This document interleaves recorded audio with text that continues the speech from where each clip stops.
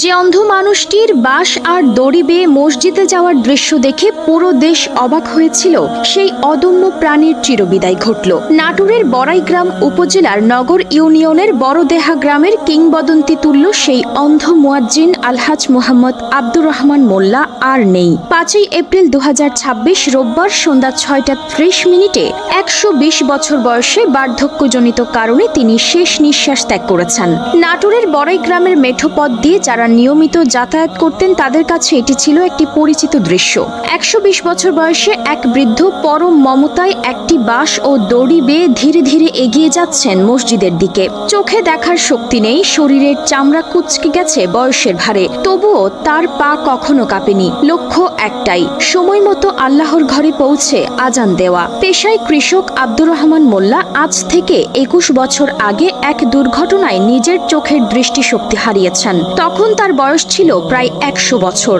সাধারণ মানুষ এই বয়সে দৃষ্টিশক্তি হারালে ঘরের কোণে বসে ভাগ্যের দোহাই দেয়, কিন্তু আব্দুর রহমান ছিলেন অন্য ধাতুর গড়া। তিনি দমে যাননি। দৃষ্টি হারানোর পরও নিজের শেষ সম্বল 5% জমির ওপর একটি মসজিদ নির্মাণ করেন এবং তা সবার জন্য ওয়াকফ করে দেন। মসজিদ তো বানালেন, কিন্তু সেখানে যাবেন কিভাবে? প্রথম দিকে ছেলে কিংবা নাতিরা তাকে হাত ধরে নিয়ে যেতেন, কিন্তু তিনি কারো উপর নির্ভরশীল হতে চাইলেন না। বাড়ি থেকে মসজিদ পর্যন্ত টাঙিয়ে দেওয়া হলো একটি লম্বা বাঁশ ও শক্ত দড়ি। গত 14 বছর ধরে এই দড়ি ধরেই তিনি একাকী মসজিদে যাতায়াত করছেন।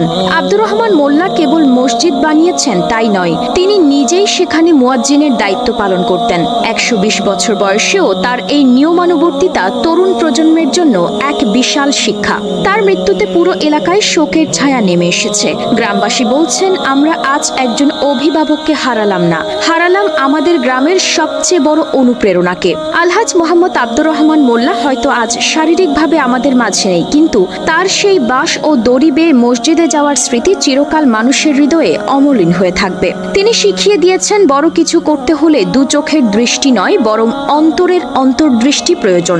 একজন মানুষ কতটা দৃঢ় হলে এমন জীবনযাপন করতে পারেন, এই প্রশ্ন আজও আমাদের নাড়া দেয়। যেখানে আমরা সামান্য অজুহাতে ইবাদত থেকে দূরে সরে যাই, সেখানে তিনি অন্ধ হয়েও আল্লাহর ঘরের সাথে সম্পর্ক ছিন্ন করেননি। প্রতিটি আজান ছিল তার জীবনের শ্বাস, প্রতিটি পদক্ষেপ ছিল ইবাদতের অংশ। তার জীবনের গল্প শুধু একটি অনুপ্রেরণা নয়, এটি আমাদের জন্য একটি আয়না। আমরা আসলে কতটা কৃতজ্ঞ, কতটা নিয়মিত, কতটা আন্তরিক। আজ তিনি নেই, কিন্তু তার রেখে যাওয়া পথ রয়ে গেছে। একটি বাঁশ, একটি দড়ি আর অবিচল ঈমানের শিক্ষা। হয়তো সেই পথ এখনো আমাদের ডাকছে, আমরাও কি সাড়া দেব? আল্লাহ পাক তাকে কবুল করুন, তার কবরকে জান্নাতের বাগান বানিয়ে দিন এবং আমাদেরও তার মতো ঈমানের দৃঢ়তা দান করুন। আমিন। মানুষের জীবনে এমন কিছু গল্প থাকে যেগুলো শুধু শোনার জন্য নয়, মনে গেঁথে রাখার জন্য। আব্দুর রহমান মোল্লার জীবন ঠিক তেমনই একটি গল্প। ভাবুন তো, আমরা যখন সুস্থ শরীর, সুস্থ চোখ, সব কিছু ঠিক থাকা সত্ত্বেও নামাজের সময় অলসতা করি, তখন একজন মানুষ যার চোখে কোনো আলো নেই, তিনি দিনের পর দিন, বছরের পর বছর একটুও দেরি না করে আল্লাহর ঘরে পৌঁছে গেছেন। এটা কি শুধু অভ্যেস? না, এটা ঈমানের শক্তি।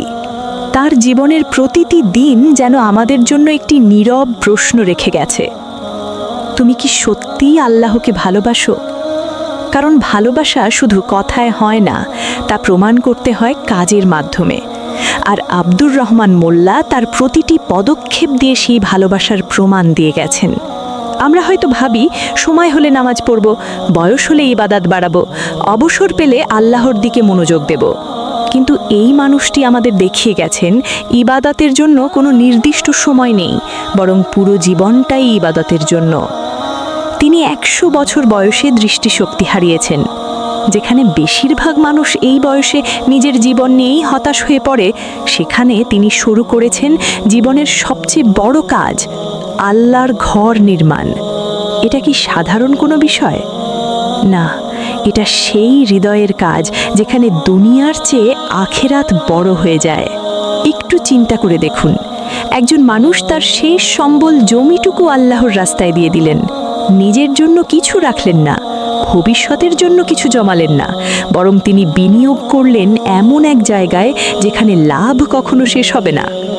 রাসূল সাল্লাল্লাহু আলাইহি ওয়াসাল্লাম বলেছেন, মানুষ মারা গেলে তার সব আমল বন্ধ হয়ে যায়, তবে 3টি আমল চলতে থাকে। তার মধ্যে একটি হলো সাদাকায়ে জারিয়া। এই মসজিদ, এই আজান, সব কিছুই তার জন্য সাদাকায়ে জারিয়া হয়ে থাকবে ইনশাআল্লাহ।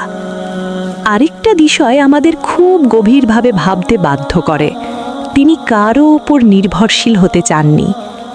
আজ আমরা ছোট ছোট কাজেও অন্যের সাহায্য চাই, কিন্তু তিনি একটি বাঁশ আর একটি দড়িকে সঙ্গী বানিয়ে নিজেই নিজের পথ তৈরি করেছেন। এ যেন শুধু একটি দড়ি নয়, এটা তার ঈমানের রাস্তা। প্রতিদিন সেই দড়ি ধরে হাঁটা মানে শুধু মসজিদে যাওয়া নয়, বরং প্রতিটি পদক্ষেপে আল্লাহর দিকে এগিয়ে যাওয়া। তার জীবনের এই দৃশ্যটি কল্পনা করুন তো, একটি নির্জন গ্রাম, চারপাশে নীরবতা, আর সেই নীরবতার মাঝে একজন অন্ধ বৃদ্ধ ধীরে ধীরে এগিয়ে যাচ্ছেন। তার ঠোঁটে হয়তো জিকির, মনে অটুট বিশ্বাস, আল্লাহ আমাকে দেখছেন। এই অনুভূতিটাই তাকে থামতে দেয়নি। আজকের তরুণ সমাজের জন্য এখানে রয়েছে বিশাল একটি শিক্ষা। আমরা আজ ব্যস্ত সোশ্যাল মিডিয়ায়, ব্যস্ত নিজের দুনিয়া নিয়ে, ব্যস্ত অজুহাত বানাতে। আজ ক্লান্ত, আজ সময় নেই, কাল থেকে শুরু করব। কিন্তু মৃত্যু কি কখনো বলে কাল আসব? না। আব্দুর রহমান মোল্লা আমাদের শিখিয়ে গেছেন, যেই কাজটা আল্লাহর জন্য সেটা আজই শুরু করতে হয়। তার জীবন আমাদের সামনে একটি আয়না ধরে। আমরা কতটা কৃতজ্ঞ? আমরা কি আমাদের চোখের জন্য আল্লাহকে ধন্যবাদ দিই? আমরা কি আমাদের সময়কে সঠিকভাবে ব্যবহার করি? আমরা কি নামাজকে জীবনের অগ্রাধিকার বানিয়েছি? যদি উত্তর না হয়, তাহলে এখনই সময়ে বদলে যাওয়ার। হয়তো আমরা তার মতো 120 বছর বাঁচব না, হয়তো আমরা তার মতো শক্তি, ইচ্ছা শক্তির অধিকারীও না, কিন্তু আমরা চাইলে ছোট ছোট পরিবর্তন দিয়ে শুরু করতে পারি। প্রতিদিন 5 ওয়াক্ত নামাজ সময় মতো পড়া, মসজিদের সাথে সম্পর্ক তৈরি করা, আল্লাহকে বেশি বেশি স্মরণ করা, এই ছোট কাজগুলোই একদিন বড় হয়ে যায়। আজ তিনি নেই, কিন্তু তার সেই দড়ি এখনো আছে, তার সেই পথ এখনো আছে, তার সেই মসজিদ এখনো দাঁড়িয়ে আছে। প্রতিটি আজান, প্রতিটি নামাজ তার জন্য সওয়াব হয়ে পৌঁছাবে ইনশাআল্লাহ। আমরা যদি সত্যি তাকে সম্মান জানাতে চাই, তাহলে শুধু তার গল্প শোনাই যথেষ্ট নয়, তার পথ অনুসরণ করতে হবে। হয়তো আমরা দড়ি ধরে হাঁটব না, কিন্তু আমরা কি মসজিদের দিকে হাঁটতে পারি না? হয়তো আমরা অন্ধ নই, কিন্তু আমরা কি আমাদের চোখকে সঠিক পথে ব্যবহার করছি? শেষে একটি প্রশ্ন রেখে যেতে চাই, যদি আজ আমাদের জীবনের শেষ দিন হতো, তাহলে কি আমরা বলতে পারতাম যে হ্যাঁ, আমি আমার দায়িত্ব পালন করেছি?